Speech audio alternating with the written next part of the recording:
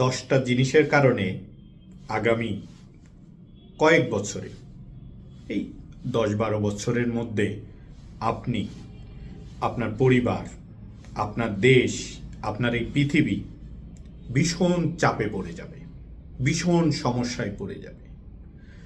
এই সমস্যাগুলো কি, এটা সম্পর্কে জানতে হলে এই ভিডিওটি কন্টিনিউ করুন। আপনি হয়তো জানেন না যে কত ভয়ঙ্কর এবং কঠিন এই সমস্যাগুলো। এর মাঝে অন্যতম হচ্ছে জলবায়ু পরিবর্তন, যেটাকে আপনি একদম নাম্বার 1-এ রাখতে পারেন। এই জলবায়ু পরিবর্তনের কারণে তাপমাত্রা উষ্ণ হয়ে যাচ্ছে, বারবার বন্যা হবে, খরা হবে।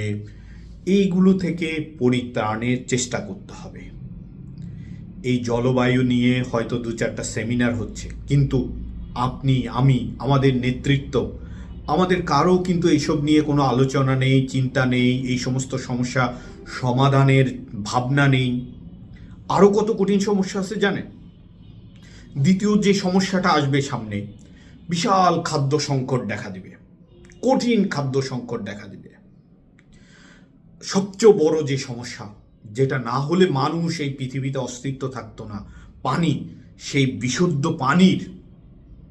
পানির একটা বড় সংকট চলে আসবে।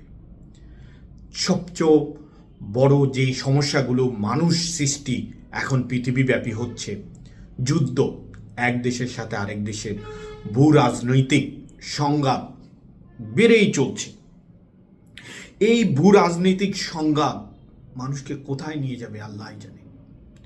অর্থনৈতিক ইনব্যালেন্স, মানুষের মধ্যে অর্থের যে একটা ইনব্যালেন্স চলতেছে, মানে দিন দিন ধনী আরও ধনী হচ্ছে, গরিবরা আরও গরিব হচ্ছে। এইভাবে একটা ইনব্যালেন্স হয়ে গিয়ে মানুষের মধ্যে ভয়ঙ্কর এক গ্রুপ ধারণ করবে। প্রযুক্তি আজকে কত বড় একটা হুমকি হয়ে দাঁড়িয়েছে।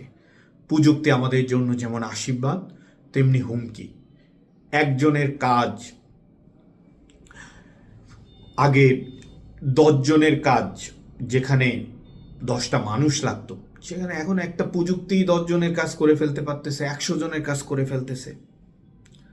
মানুষের মানসিক চাপ বাড়তেছে, মানসিক স্বাস্থ্যের অবনতি হচ্ছে, যে কারণে মানুষ ভিন্ন ভিন্ন আচরণ করতেছে, কোনো কিছু সঠিকভাবে বলা, চিন্তা, ভাবনা এগুলো করতে পারতেছে না। মানুষের অন্যান্য যে সংকটগুলো, স্বাস্থ্য সংক্রান্ত যে সংকটগুলা, মহামারী, আমরা কোভিডের সময় দেখেছি, এরকম মহামারী যে পৃথিবীতে আর আসবে না এর কোনো গ্যারান্টি আছে? এরকম সংকট আসবে, মানুষ কোথায় যাবে? রাজনীতি, দুর্নীতি, মানুষ যেভাবে দিন দিন ওইগুলোর প্রতি আসক্ত হয়ে যাচ্ছে, হচ্ছেটা কোথায়? সমস্যাটা কোথায় হচ্ছে? নেতৃত্ব সংকট হয়ে যাচ্ছে। আসলে প্রকৃত যে মানুষগুলোকে নেতৃত্বে আসার কথা, যারা প্রকৃত শিক্ষা, জ্ঞান, বুদ্ধি রাখে, সমস্যা সমাধানের মাথা রাখে, তারা রাজনীতিতে না থাকার কারণে রাজনৈতিক নেতারা ওকে দোষারোপ করে কথাবার্তা বলতেছে। অথচ রাজনৈতিক নেতাদের বলার কথা, সমস্যা সমাধানের কথা বলা দরকার।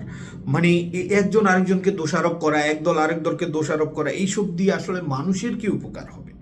মূল্যবোধ, নৈতিকতার যে অবক্ষয় হচ্ছে, এগুলো থেকে আমাদের কি হচ্ছে?